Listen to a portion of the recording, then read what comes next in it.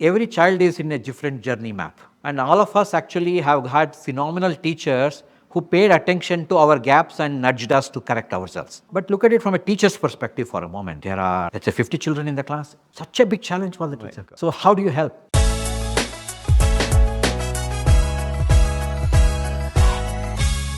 Welcome to another edition of Intelligence Unscripted. Today is a very special one for me personally because here I have with me Jagadish Babu. Jagadish is the COO of EkStep, and that is probably the three letters which compresses so much information. And I think my job today is to sort of unpack those three letters. And I can assure you right in the beginning that 30 minutes is not going to be enough time for this. But let us get started. So Jagadish, if I may, I'll just give a very brief view of, I've known you for nearly 15 years now, from the days of Aadhaar where we used to work together.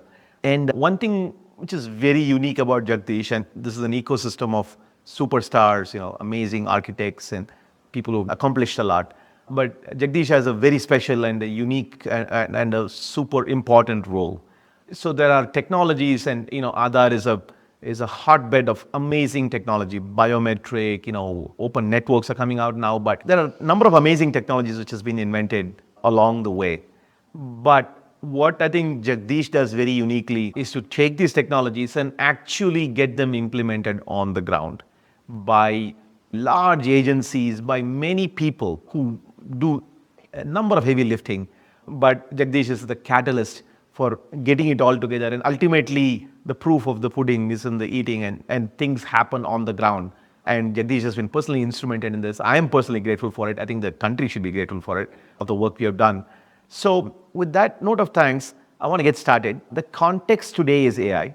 I know at EkStep we are doing a number of things in AI. And today, again, in the interest of time, I want to keep it to sort of two broad themes. One is AI in education. The other is AI in agriculture, because I know both of the areas you're working on very heavily. So let us start with the education. Would love for you to sort of describe what is going on in we have GPT 4.0 and we have all these crazy technologies coming up. And yet, there is other people who are, living in a very different life. And we know that this needs to be bridged and everybody needs to be brought into the same page. But would love to hear in your words, what do you see? What is real world like? First of all, thanks, Bala. We met in Aadhaar days when you were doing all the case studies, and I was in the field working on authentication. I keep telling people that it's imagination of envisioning of a possibility which became the case studies around, let's say, the PDS keying automation and so on, that allows for possibility of a imagination in the field by so many different states, and that creates a possibility of real world. Right? It may look like a case study then, but that's a big deal. Not DBT, for example, right? That was a case study that you all worked on. Yeah, coming to education, it's just so interesting times, especially with GPT, OpenAI's work and many small language models that are also showing up. It's just a phenomenal possibility. It's very exciting, right? That when trained well, it can so well talk to the child and help the child to understand from a universe of knowledge. It's just a possibility, isn't it? Because all of us humans have kind of one speciality. But actually life is a full meal, when you talk about, let's say, chemistry or physics and so on. Actually in the real world, it's a combination. A system that knows it all is just a great possibility, right? It can actually connect the dots to, say, physics, to chemistry, to biology, to mathematics, to music, to play, to on and on, right? So personally, whenever I try to use any of this, I kind of become very curious myself. And it's so many things open up. It's just a phenomenal possibility. So to that extent, I'm super excited with some of the latest technologies. And I believe decade of 2535 or decade of 2030 to 2040 would be one of transformation because of AI. Right. If you're very optimistic, maybe 2030, 40, that decade, given so many things that have to happen together. And also, as you said, meeting the real world. Let's talk about the real world. In the GPT 4.0, one of the demos, Salman Khan showed his son doing some angles and geometry. But yet here we are in India, and you're dealing with government schools. maybe just tell us for a couple of minutes about the scale of the. I mean, it just feels surreal in some ways that we are, on one hand is this high technology, but on the other hand, we have, much more basic issues. Well, one is to think about them as basic, but just for a moment, right? In general, if I look at a domain of a medical demo, we tend to collapse everything to a demo. And that's good to just to talk about the idea, but in real world, whether it's a government school or other private school, you think about the journey of a student. Let's say the angles and all of those kind of generally gets introduced in grade 6, grade 7. Approximately the child would have spent about 10 years in schooling by then. 10 years at approximately, let's say in the later grades, 8 hours, 15,000 hours of schooling. Now, from a child's perspective or a teacher's perspective or a parent's perspective, it's a journey of a continuum. So many concepts have to be learnt along the way. If you see in the demo, there is like a line and an angle and a hypotenuse and adjacent and all of that, right? And then formulas of sine and all of that. But that's so much of language of math. Correct. So much of background has to be developed. So the journey of education, in some sense, a child in the pursuit of learning is one of many small continuous steps. So many a times we tend to think about them as grades and such, but I tend to think about that as like a plant in growth, like becoming a tree. Every day there is growth. Even when we are all sleeping, there is growth. Very small shoots coming out. Every act is a learning act. It's not just about math and language and so on and so forth. So it's a very wholesome process. So to that extent, I see it as like an integration story of integration of multiple summing. So therefore, and also pursuit of technology in general has been one of either replacing a teacher or finding an adult who can actually do the helping for the child. But I tend to think that, all of these are great technologies as supplements, brilliant supplements. But a classroom, role of a classroom, education, teacher, and all the surrounding activities that go around is the environment in which the tree has to grow. Correct. So these are great supplements. We should welcome them and we should also explore that in everyday life. But it's about helping everybody in that 5-7 years of journey from acquiring basic language and math to getting to become more deeper learners, motivated learners, curious learners, So that's the journey. And how do you think, what do you envision? And I know you are trying something, so I would love to know about what we're doing in Tamil Nadu, how you are working with the system, because a lot of it is not just, and what Jagadish has done amazingly is this technology, but there are people involved, right? There are departments, governments, right? Teachers, there are, tens of thousands, millions of, 10 million teachers in this country, right? They are the people who are on the front lines. So if you want to actually have the transformation, Jagadish, that you keep talking about, they need to be bought in and they need to be using it. Otherwise, it'll just be a set of people like us who are, playing with it, as toys. And we probably don't need it anyway in the first place, right? At least from an education standpoint. So maybe we can bring this out, Jagadish, in the context of what we're doing in Tamil Nadu, because I think it's very exciting, when I first heard you talk about it. Yeah. So imagine, I keep giving this analogy. Think about the way I perceive all of this is that the invention highway, let's say, goes at 100 kilometers per hour. Mm-hmm. Lots of brilliant things. Feels like 1,000, but yeah. Yeah, feels like 1,000. Yeah, feels like 1,000. And every day it's very exciting, right? So the WhatsApp channel that you run is my greatest source of knowledge because from there I go. Plug in to my WhatsApp channel. Please contact me if you want to join it. But yeah, that's where I get like everyday morning story of the day, literally. Mm-hmm. Right? So yesterday I learnt about Salman Khan's video, and then today morning we had a 2-hour conversation with my team just to explore what it is and how beautiful it is. We sat together and discussed it. So that's 1,000 kilometers, feels like 1,000 kilometer journey, per hour journey. And that's how it should be. But adoption of that happens at the human speed. Mm-hmm. Right? You'll see other transformations in our own surroundings, right? QR code, same old QR code, pay, and scan and pay. Or Aadhaar number, fingerprint, use. Much of our journeys have been along those lines, same Google Maps, that lots of innovations happen behind the scene. But the journey of adoption of tech innovations is one of matching these two worlds. Mm-hmm. But the question is, one should not confuse, my personal theory is that one should not confuse this to automating technology, automating the tasks. Mm-hmm. It's not about that. Many of the tech what do you call it? EdTech products. EdTech products is to automate all the key verbs in the classroom and replace that with technology. So now, I feel that is not the way to think about it. Right? That's not to remove human interactions.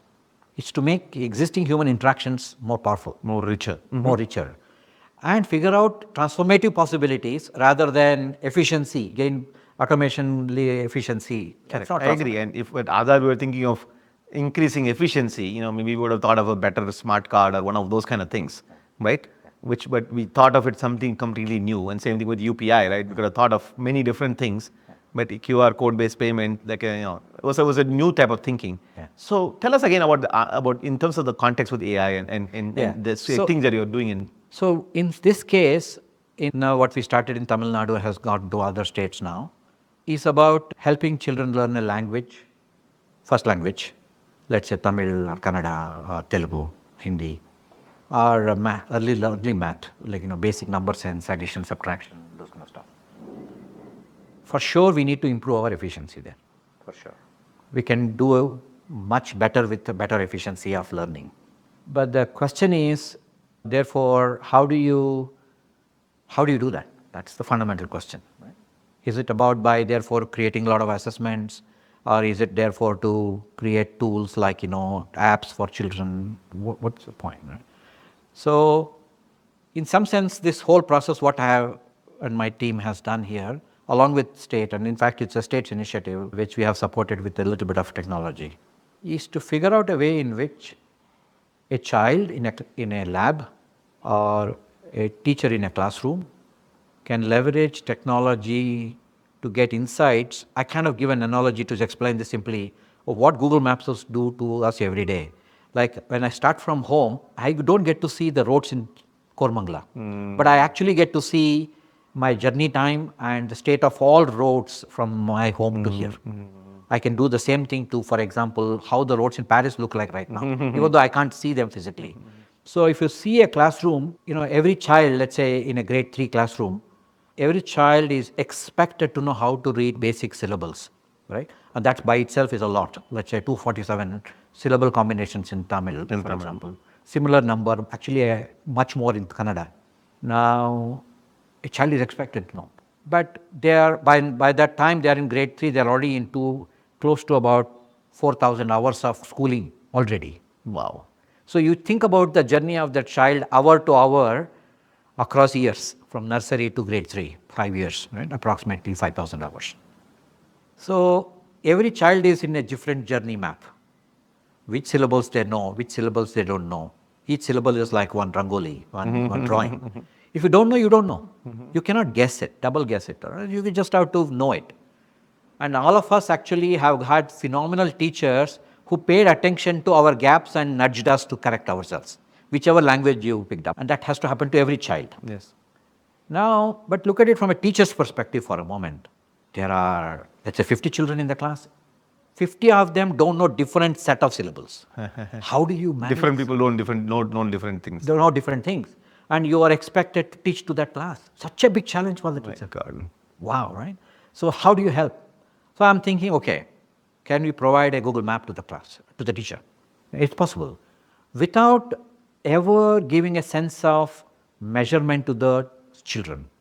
Because imagine somebody were to tell you every day in your Tamil learning days, Bala, how dumb are you? You didn't know this. I will be demotivated, honestly. Significantly, right? It stops your flow. Correct. Right? Instead, I guess and I sense, okay, Bala doesn't know this. Okay, I'll give you activities. I will not even tell you to learn. I'll give you activities, nudge. nudges and activity directions. And that's what a teacher does in the classroom, actually, right? So how do we create a system that helps the teacher? So to come to this, we have taken actually 10 years. The journey of EkStep, we have been invested in literacy, numeracy for a long time, taken different approaches, and we have learned a lot in the process. But that's our journey. From the idea that games can teach, right? A well-designed game, designed with significant research background of neuropsychology, pedagogy, can actually teach. To now, and to understanding through Diksha a lot of how systems work. To now, that designing interventions for teacher, which creates a safe space for teacher and the child to use technology to be able to next 1,000 hours, 5,000 hours journey of learning. The bigger goal is actually to create motivated learner. It's not to help create mastery for every child. That's not the goal. Because you create the motivation, the child will learn by themselves. But how does AI play a role in this? Oh yeah. So the larger story of AI has been, first area is the brilliant work of AI for Bharat. Professor Mitesh, Vivek, Pratyush, all of them, in the initial days, now Mitesh leading the charge, is to be able to, one of the brilliant things they have unlocked for us is that when a child reads to a microphone, which syllables, probability of their knowledge of syllables is automatically derived. By reverse engineering the speech recognition and creating speech recognition to speech diagnostics. Interesting. You just, It's almost like a doctor, AI doctor in some ways, like looking at very you. invisible, just very invisible. So my car might not be right and it'll tell you, or car is okay, but cha is not good. Yeah, Stuff like the that. way you pronounce, because much of the time you notice early childhood, you need a adult around to be able to hear the child, because the only evidence of knowing is either to write or to speak. Correct.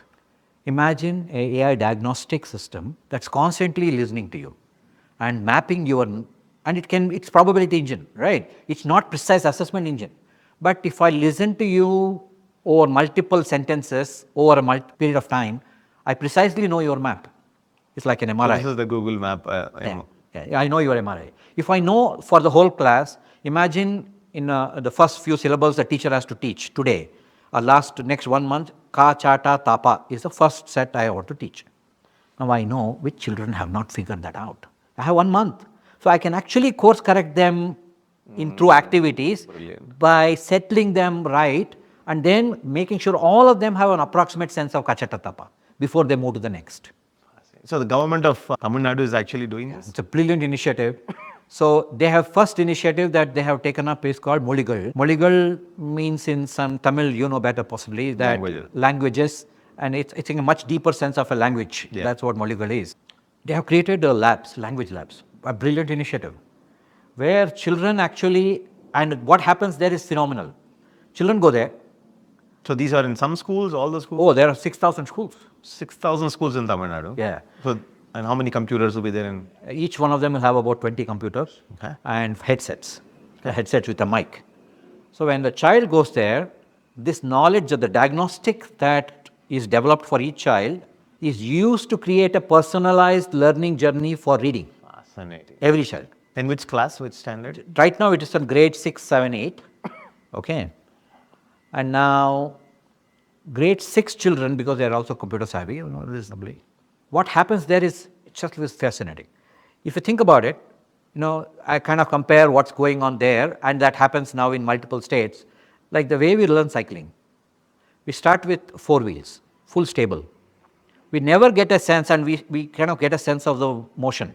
Oh, that I can move without walking.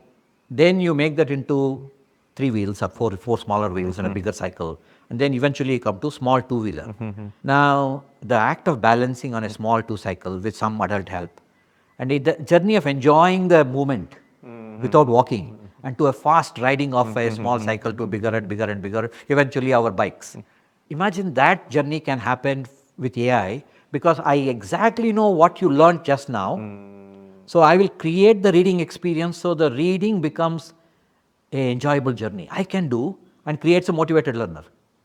Once the motivated learner is created, my belief is the whole system. It's like the wheels coming off the tricycle in some ways. When it comes also, you don't realize. That's right. They can ride on their own. They also like, wow, I can ride. Now I need a bigger cycle. And so that gradation actually is self-driven. Motivated learner is what makes that possible. So just to summarize, what if I understand it right?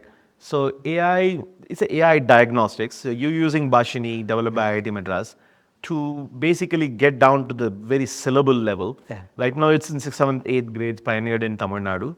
Other states presumably. And actually at lower levels as well, in the primary levels. And going down to the primary levels, where you're listening to reading and speaking at a syllable level and understanding that map for where the child is, what is missing, and then tailoring the experiences that they learn and repeat. Then they feel they've learned that, then they move on.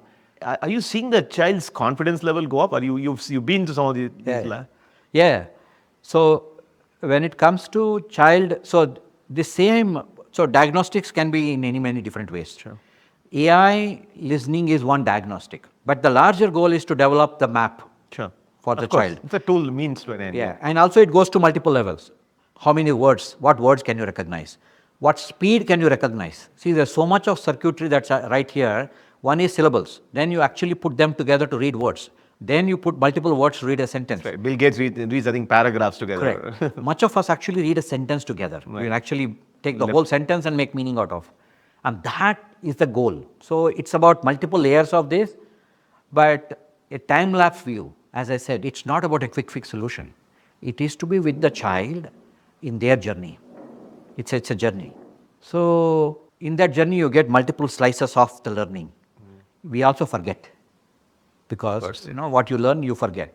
So it's not about, okay, I sorted it out now. It's not about that. It's about the child's journey and being an assistant to the child. Therefore, what we have seen in some of the pilots we have done and deep studies of focusing on few children, biggest improvement is there.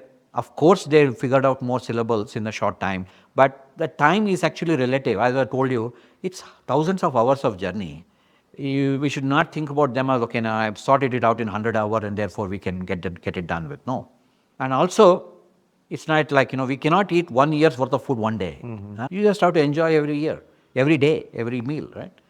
So to that extent, what we have seen is the biggest improvement is in their motivation. Wow, this creates a possibility for me. Much of the time when you can't read or do basic math, similar initiative is also on the math. The problem is actually you lose confidence ki, oh, I can ride a cycle. Maybe I won't be able to ride a cycle. That happens to many people who can't ride a bike. Yes. Their gearless vehicles are one such an alternate. You can't ride a gear vehicle because, I don't know, it's too dangerous. So you have a gearless scooters, right? Similarly, here this happens to a child. When that happens, it's almost like a tree says, I will not grow beyond 5 feet. Who said so? I think so. Versus now, well, no. Now this I can sort it out. And so we have cracked a couple of big things there. One, creating a safe space for the child and the teacher.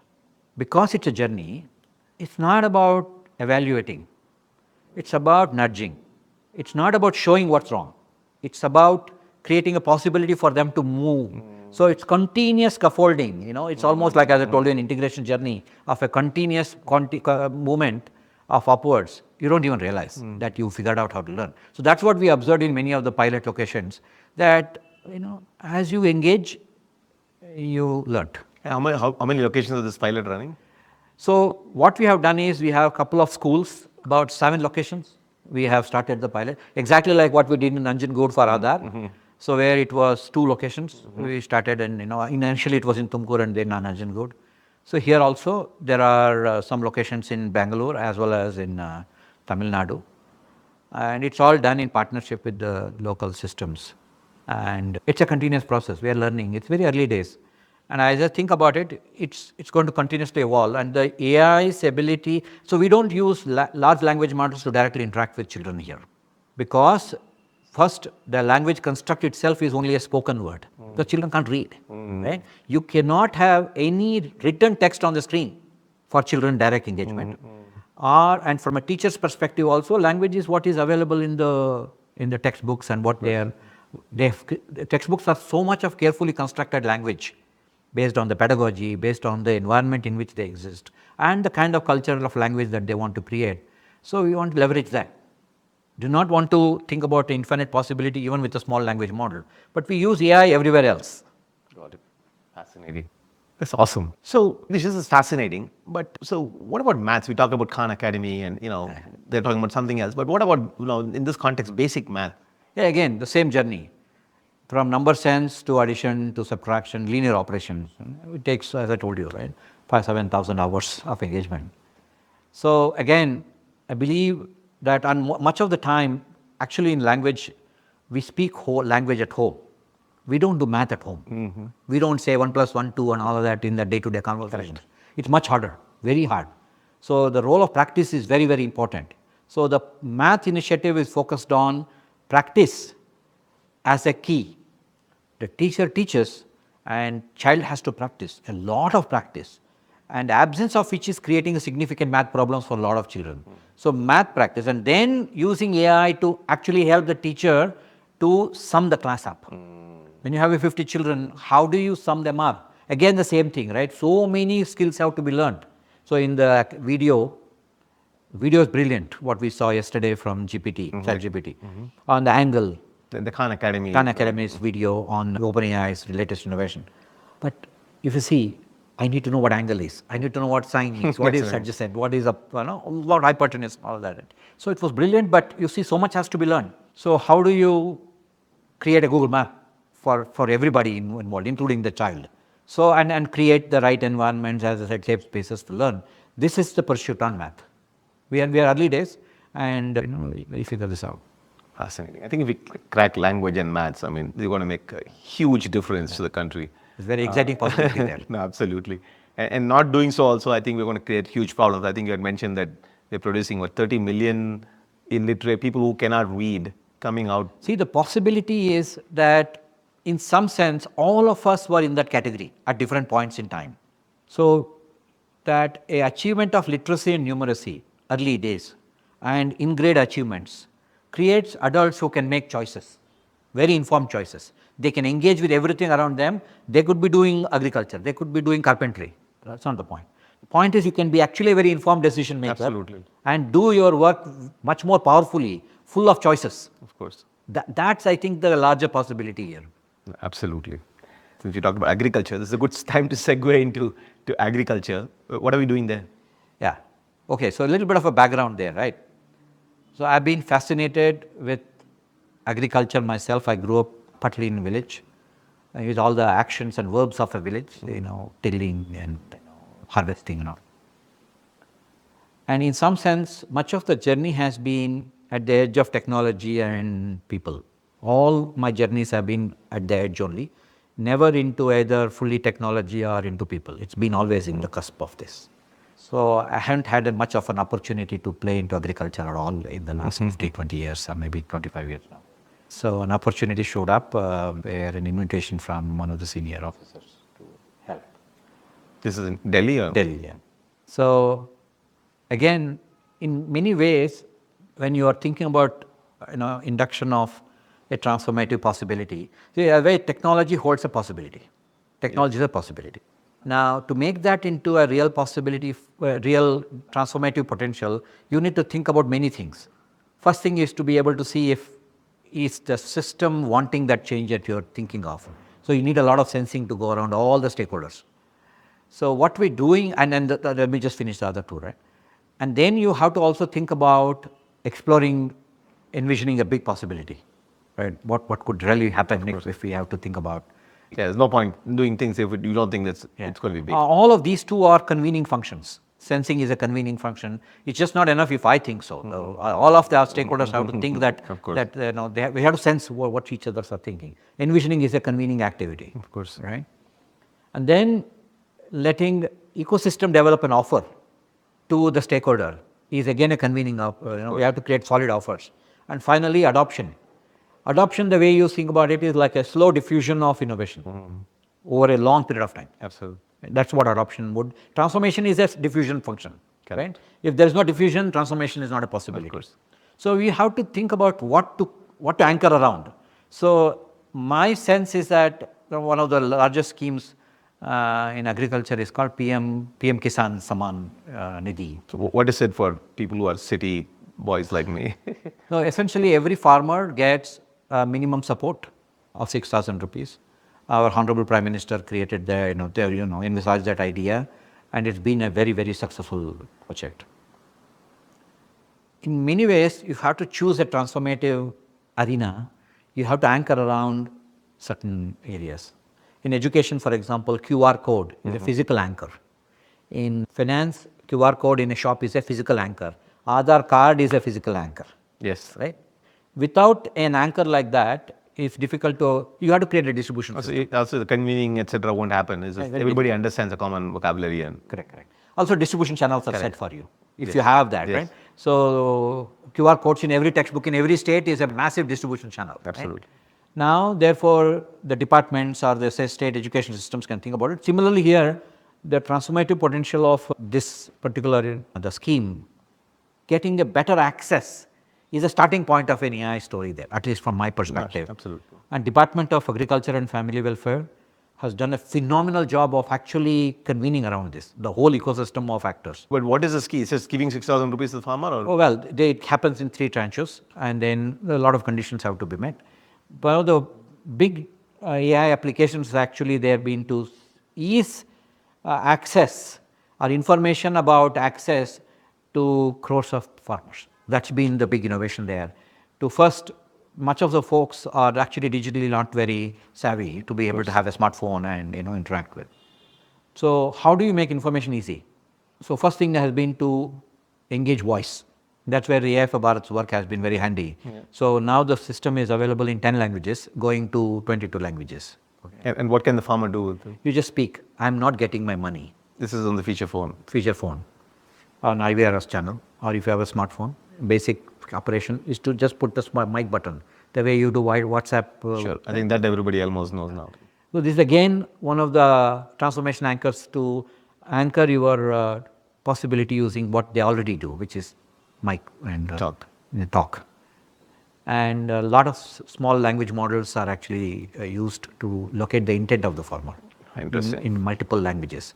So you are talking about that scheme and you want this problem and how do I help you? Much of that problem is that, when you are getting your money, life is good. When you don't get it, there could be many reasons why you are not getting it. Maybe your bank account is not linked properly or your Aadhaar authentication didn't go through, many possibilities. The problem is that how do I explain to him, right? Therefore, we have to go around in offices and stand around and explain to officers. And it's a process. We want to ease that out. So that's where department has actually done a phenomenal job of using AI to first ease that up. And second, provide answers precise enough, like what they call using structured data, which is all the account information through authentication of the individual. Provide precise answer. This is what you are stuck with.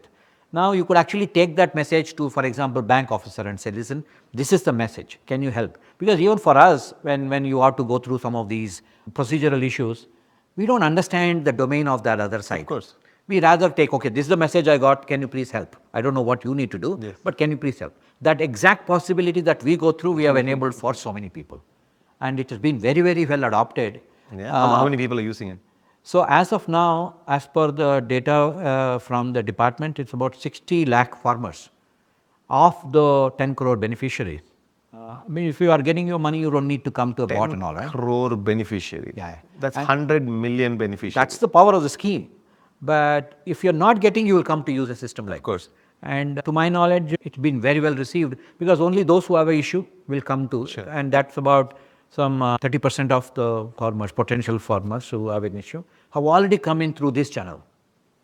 Wow. Right, to be able to access. So it's the core of it, it's the AI part of it is voice recognition, understanding, deep linking into exactly what your problem is.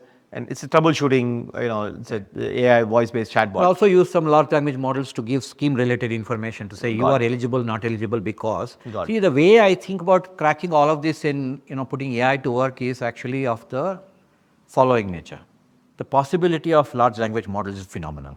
The key innovation in adoption is how do you match it to, one, being authoritative, right? And being authentic. These two, and making sure that you have an accountable trail of answers. Of course. Right? Because all of these are all important stuff. Let's say in the field of medicine. This has to be right. I mean, you can't be like hallucinating. 90% of the time is not good enough. 90 is not good enough, right? It has to be 100% or nothing. Correct. So how do you match these two is the big innovation there. Another interesting possibility that's showing up is the Vistar project, which we'll talk about. But their interesting dimension, apart from authoritative and accountable systems, is to do some basic stuff which I call the two principles is constancy and consistency. If you want everybody to use like a pencil, what function has to be well defined and it has to be constant. Pencil writes, right? Yes. You can also do this once in a while or chew it up, but it writes, right? And that's constancy, and it always writes, right? Today it wrote in black ink, tomorrow it's blue ink. It's not like that. So if you want, like, much of this happens, adoption happens through word of mouth, right?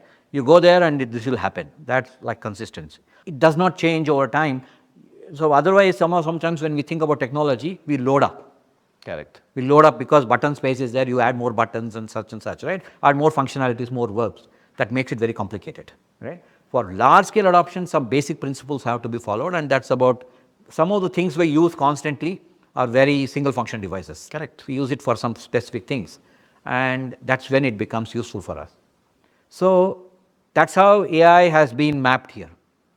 Some basic stuff, and it has to be doing it exactly along the same lines, and we have at least managed to hold it up for last 9 months tight. I mean, it's not a lot of time, but Yeah, it's amazing, man. I mean, yeah, Gen AI, large language models came only like 18 months ago. So this is a lot of work. But you mentioned Vistar. Tell me about that. yeah. So Vistar is a bigger possibility. If you think about, again, like, coming back from my background of farming, even today I operate with a lot of blindness. I don't, I mean, first of all, I'm not like, every day in the farm. I have other jobs to do. But even otherwise, people I work with, we don't understand a lot about a lot of things. It will be very interesting if we understand.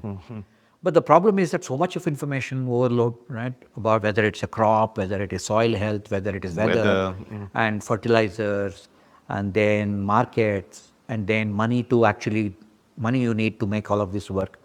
So when you operate in that complex world, it's overwhelming, significantly overwhelming. And especially when you are not from the domain, right? Like, in many ways, we are all patients, we are not doctors, right? There is a doctor who spent 10 years of his time actually to study our body and specialize in some small, systems. So how do you create a possibility leveraging AI, but again, meeting all the other criteria I told you about, right? To produce an output that makes it productive for a farmer or systems around the farm, and it could be non-farming as well. So broadly, the objective of that initiative, which is again spearheaded by the ministry, is phenomenal, I believe, is access to information. That is fundamental.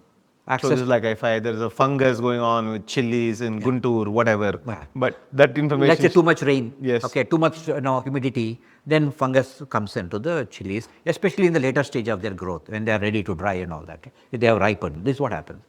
Now, what do I do? There are practices my forefathers have been engaged. If I am a farmer in Guntur, I know what to do because humidity and rains, unseasonal rains are all part of life all along. So much of new practices are there. How do you mix for that question? Imagine you ask that question. You get a precise answer in 4 lines. Right. You can do this. These are the 4 things you can do. If you want more, this is a place of reference where a video is available, where more information is available in local language, maybe audio. Nice. Okay.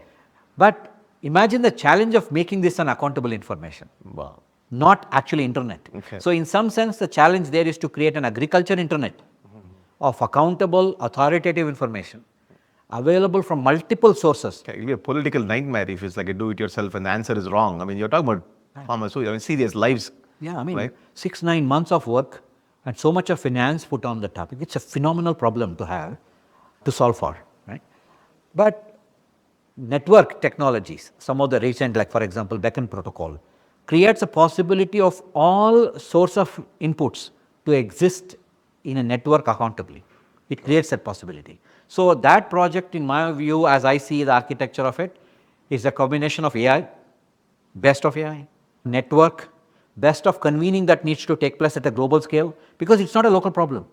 You have to actually spec, the network spec has to be global play. And then it has to be done at each country. But it's not a country play either. It's actually a highly federated structure, federated play. So every state, every university having their own Vistars. Just to make sure I understand this. So the knowledge of what to do, again, going back to my sort of chili, fungal growth example, this knowledge exists in pockets here, might be in Peru, might be in some other places.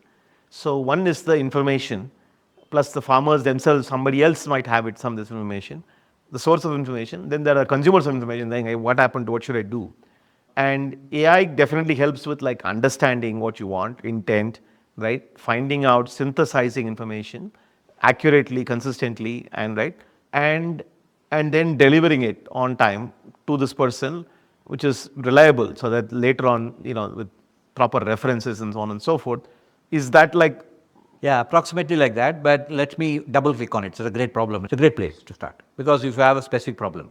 Now there could be many different places. Chili is a common crop, I guess. So I don't know where and all chili is grown, but I know that it is grown in Guntur in Andhra. That much I know. So while AI could actually take from Peru or wherever else knowledge exists, first is to source of knowledge has to be from the same area where you are climate, humidity and climate and all of those are similar. Correct. Right? And much more importantly, for chilies, for example, a lot of community knowledge exists. So AI actually can synthesize community knowledge as one source of input. Yes. Then there is actually many research institutes in the country which produce phenomenal amount of work and they continue to produce. So you have to first locate them for that local problem and not go to Peru. And more importantly, so first of all, source of knowledge is local research institutes in India, in Andhra Pradesh, near Guntur. There are. Correct. Then there is community knowledge, very importantly. So Apurva from Societal Platform, Center for Exponential Change, there one of the ideas is to take the community knowledge and synthesize insights because everybody is doing it. Let's say I'm a new farmer of chilies. I may not know, but I can actually learn from others and that insight can come from AI as well. Plus the rest of the local weather. Yes. Right? And then local farming conditions. Should I even grow chili is an important question. Correct. Because whether I can market it, what's been the market trend, how much money does it take to produce chilies and how much do I make at different seasons if I sell. Chili can also be preserved, right? So that question itself is an important question. So access to markets, access to finance, access to information. These are the three promises of Vistar. A global spec for systems, because again, farming is a very federated topic in every country. Yes. Every local FPO should be able to, if farm producer organization, should be able to run their own Vistar in their own governance system and create their own information system. And that's the intent. And imagine multiple of those systems in every state coming together as a network, forming a global network of information exchange and information about markets and finance. That's a larger idea. And AI as a synthesizer first, AI as a learning system, AI as a synthesizer of knowledge is extremely important because we are dealing with end users who may not have a significant domain knowledge of technology. We should talk to them as humans. Of course. But accountability and accuracy and accountability and care for their livelihood is a larger important consideration. Absolutely. But the bigger possibility of all of this is a climate resilient agriculture practice. In the larger scheme of things, which favors our overall planet as a care, and also ensure that gender sensitive practices are managed. So some of those important cares, if you have to do it at a planet scale, I believe AI has much bigger possibility than before. But I still will say that adoption, the transformation is only when adoption happens, and the diffusion is a much longer process here, right? Of course. And it has to be done slowly. It should not be done overnight. That's true, especially in the very sensitive livelihood. I can imagine myself. I have a better resilience for financial loss than majority, but the possibility of financial loss leading to stress is very also backlash, and you want to do this properly, very respectfully, responsibly. Jagadish, it's been awesome talking to you. I'm always gets inspired by two things. First of all, the scale of the problems you're trying to solve, right? We're talking about 100 million farmers and 200 million school kids. These are big numbers. And also, the most importantly, it's not just about technology, it's about how it hits the ground and how actually people adopt it and how it transforms their life. The transformation is ultimately what it should all be about. Very inspiring. Thank you so much. Bala, if I may have to close, in some sense, this transformation is a collective function.